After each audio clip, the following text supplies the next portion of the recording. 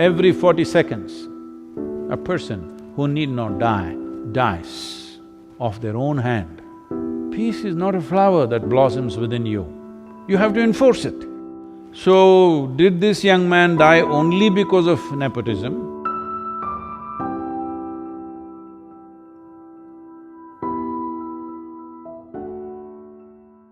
After the recent death of a Bollywood star, there is a lot of debate in the country about nepotism. Some people believe it is their karma that they are born into a certain privilege. Is this true? The Mumbai cinema scene lost a upcoming star. Well, you can always… and he committed suicide. Must be just over 30 years of age, I think, I'm not sure, I've only seen him now after his death, otherwise I had not heard or seen of him because I know very little about Indian cinema, I should say.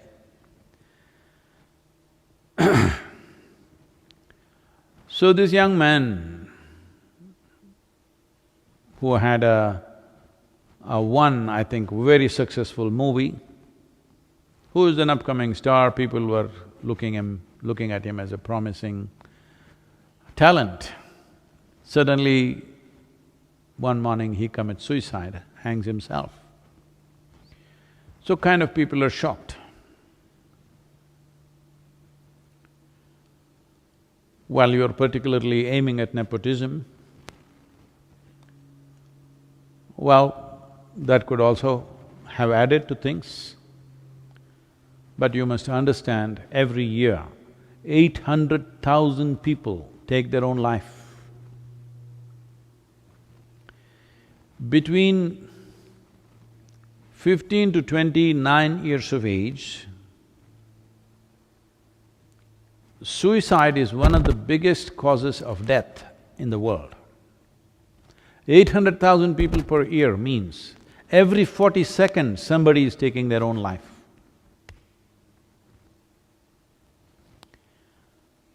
Why so many people want to take their own life? Because in terms of food, world is better organized than ever before. Very few nations in the world still suffer from starvation. All other places, 30% of the world's population is obese, that means definitely there is no starvation. But certain part of the world, another 30% maybe, or another 20% in the world, unfortunately, are malnourished, a small number is towards starvation. In many ways, compared to any time in the history of humanity, our food is better organized. So that's not the reason for death, that people could not find food and they died. No, they're killing themselves. Healthy people, well-to-do people are killing themselves. Why would any individual want to take their own life? You do one thing, go outside, find an ant. See, you try to trap him, try to act like you want to harm him. He will do everything possible to save his life, because that is the nature of life. An ant does not think, I'm just an ant, a worthless little ant, what is there if I die? That thought never occurs to him, because he is programmed by nature. That life is the most significant dimension that's happening to him. Other aspects of his life, whether they're happening or not, we do not know. But he clearly knows the most fundamental and significant element of his life is life itself. Every creature in this world understands that. Only a human being somehow can defeat this. When your survival is in question, you also understand that.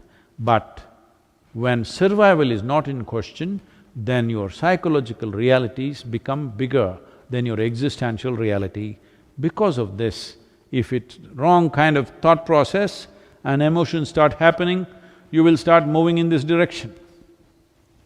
Well, there's a whole lot of people who constantly hitting me because I said, whether you are well or ill, physically and mentally, is your choice.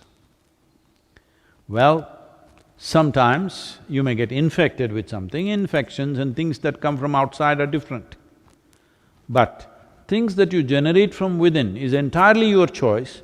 You may not know how you're making the wrong choices, but knowingly or unknowingly you're making the wrong choices because all chronic sufferings that you have, physical or mental, is generated from within. Maybe it is so strongly generated, sometimes you feel helpless about it. True, I agree with that. But at the same time, how much intensity of problem do you suffer and how you suffer is definitely controllable from within. A whole lot of people go into depressed modes at various times in their lives when things don't happen the way they think it should happen. If two things today do not happen the way you want them to happen, by today evening you may be somewhat depressed. In the evening, you may sit there and talk yourself out of it, or maybe you sit with your friend and they talk you out of it, sit with a loved one and they talked you out of it, or you slept over it and tomorrow morning you are out of it. This is happening to a whole lot of people. But some people go into that and they are not able to come out. The slope was too steep, they could not climb up that evening or next day. They lasted for 3 days or 5 days and then they sought professional help. If you seek professional help also, in the initial stages, they're only trying to talk you out of it. You can call it a therapy, you can call it whatever. Essentially, they are trying to talk you out of it. Maybe they're professionally trained to do that, but your loved one or your friend may do it in their own way, or you might do it in your own way. So I'm saying, if you have slid into a depressed state, you can be talked out of it. If somebody can talk you out of it, you can also talk yourself out of it. You must understand, staying sane is hard work, because going crazy is so easy. Staying sane in every kind of situation that you face is lots of work. Somebody was asking me this question about peace. Peace is not a flower that blossoms within you. You have to enforce it. You have to enforce it, you have to make sure that you're peaceful. Otherwise, when things that you don't like happen around you, if you're exposed to the world as I'm exposed, 90% of the time, things that you don't like are happening all over the damn place. So to lose your peace is very, very easy unless you learn how to enforce it. That means you've taken the faculties that you have into your hands. If your faculties of thought and emotion was in your hands, you would not go into depression. Well, why you went to depression, in what different ways circumstances pushed you into that is a questionable thing. In every family, when suicides happen, somebody will be feeling guilty about it because they think, oh, maybe I should not have said this. If I had not said this, it would have not happened.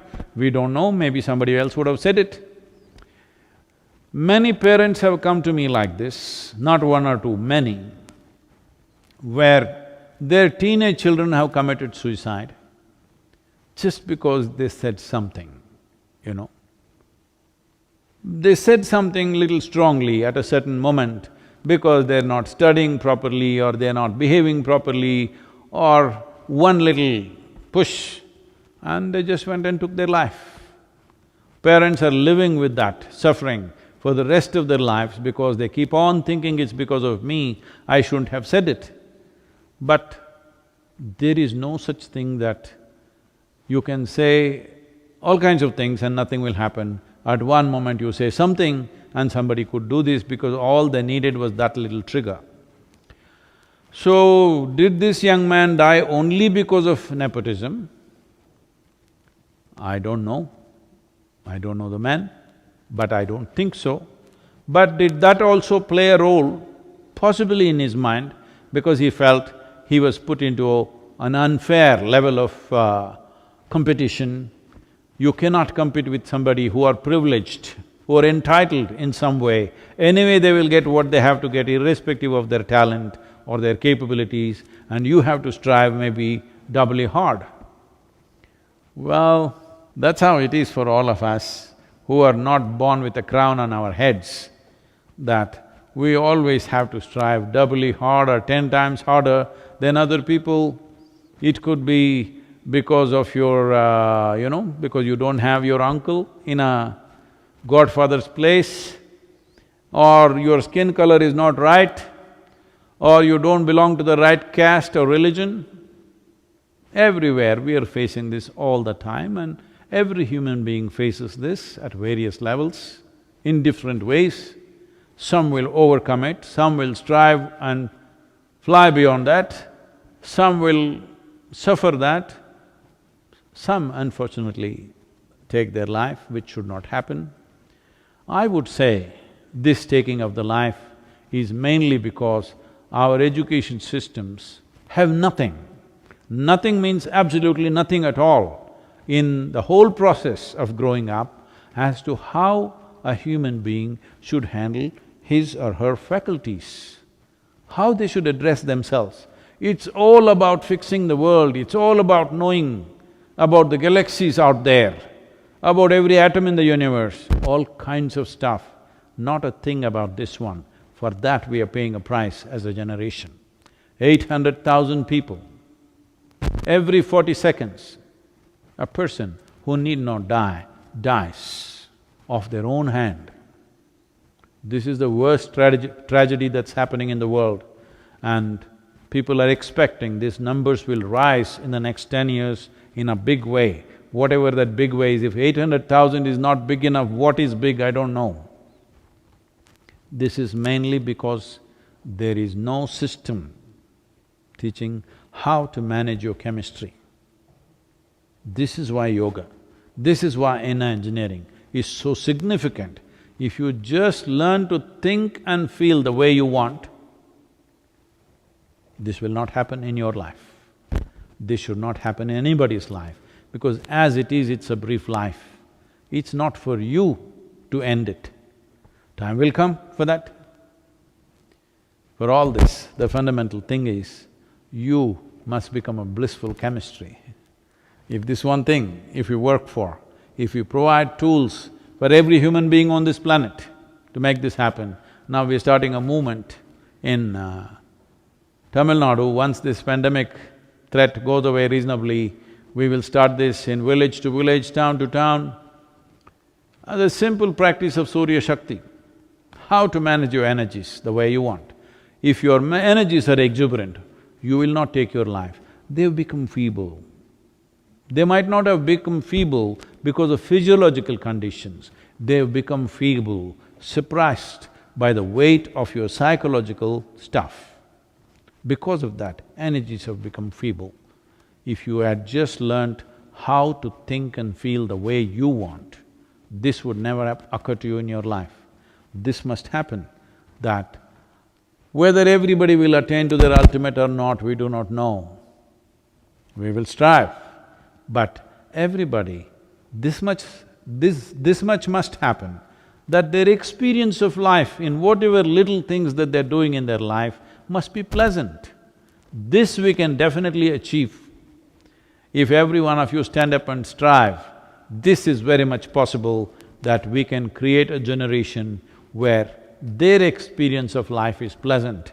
They need not imbibe any chemicals in the form of drugs, alcohol or this or that. Simply to sit here peacefully and blissfully, every human being should be capable of this, because this much awareness and intelligence is invested in every human being.